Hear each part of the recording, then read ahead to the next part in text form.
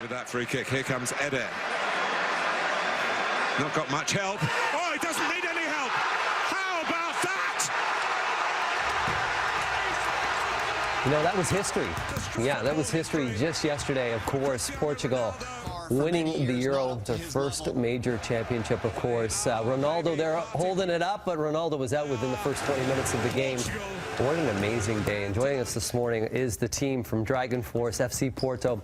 A lot of people don't know about Dragon Force and FC Porto, but first off, this is the first school that's ever happened in North America. Yes. Yeah. Dragon Force is under the umbrella of FC Porto, the professional club in Portugal, and they opened one up in Colombia, in Bogota. And we were fortunate enough to be asked if we would want to open one up in Canada. And you did that. And we did. So we're very lucky to have FC Porto on board, and you know, we've been open for about 9 months. And located in Bradford, my hometown. Located in Bradford, and yeah. And a part of it is kind of developing that play, of building a multi-sport athlete. You have a coach from Portugal. Serge, you're from Portugal. Yes, I am. Tell me what you're doing with the kids to work with the kids. So basically, the idea, what Porto wants is to play in a certain way that we believe that will develop the kids more than other way to play, right? So have this different approach on the way we practice that has the result on the way we play. So the methodology is completely different from what we've seen so far. It's something that our teacher in college back in Porto tried to develop as well. And in Porto we implement that. Regarding the developing of the players to become top-level players, of course, and if they can, achieve the Porto top team. Yeah, and this is pretty remarkable, isn't it, that, Lewis, that we have Daniel joining us in Argent over there. And Daniel, I understand that you got recruited. Yeah.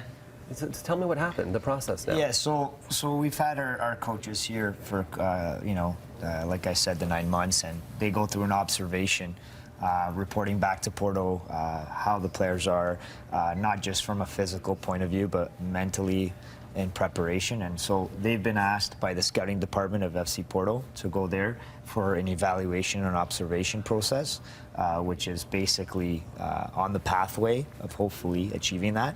We're very lucky to have these young gentlemen here to achieve that, and hopefully they can achieve their dream and represent Canadian soccer, which is very important. So Daniel, tell me about the experience that you're going to be going to Portugal. What are you thinking? No, I already know it's going to be tough, but I got to play my game. Me and Arjun, my friend. Have you guys played together? Yeah, we used to play together. Okay, which is great. So now let's talk about a little bit about what happened yesterday. Let's talk about that game yesterday. Serge, you know, when Ronaldo was out in the first 20 minutes, what went through your mind?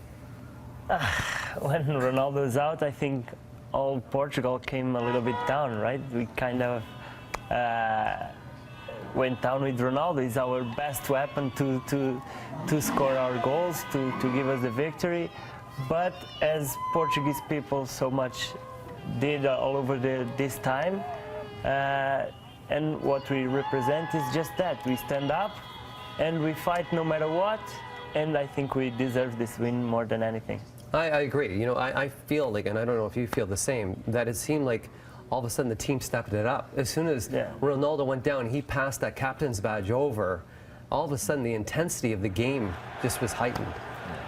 Yeah, and I felt the tears in his eyes is what made the whole team and country gather together, and knowing that he couldn't give what he could, the other players did, and, you know, and success came. So. And FC Porto, the style of soccer that happened yesterday, that you were saying it's the style that they needed to play to win, but the intensity and the adversity is what you teach. Of course. Without intensity, without this emotional part of the game, there's no develop.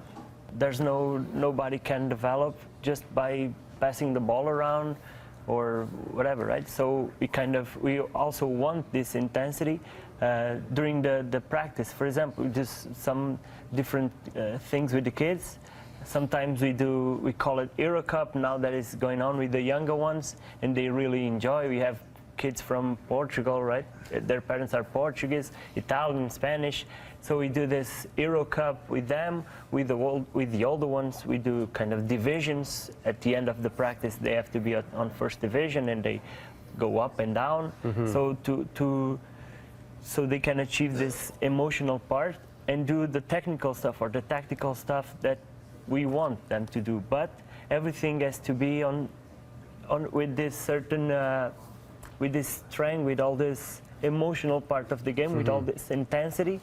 Only like this makes sense. So like the Portuguese team was yesterday and is unbelievable, unbelievable. So you guys got a camp coming up too, August 8th and 12th, and that's at Weston Lions, and it's the first one that you're going to be doing here in Toronto. Yes, the very first one. We did one a year and a bit ago in Bradford, but this is the first international camp in Toronto and FC Porto, and everyone's looking forward to it. So Yeah, and we have that information on our website at breakfasttelevision.ca. You can also connect to Dragons Force website there. Once again, guys, congrats. Thank you so much. Yeah, look. Thank you so much. There you go. There you go. Campeões. I'm going to be hearing about this for a long time in Bradford. A long time, a long time. We're going to take a break right now from Breakfast Television. Still lots more to come. Congratulations, everyone. Hey, oh! Oh!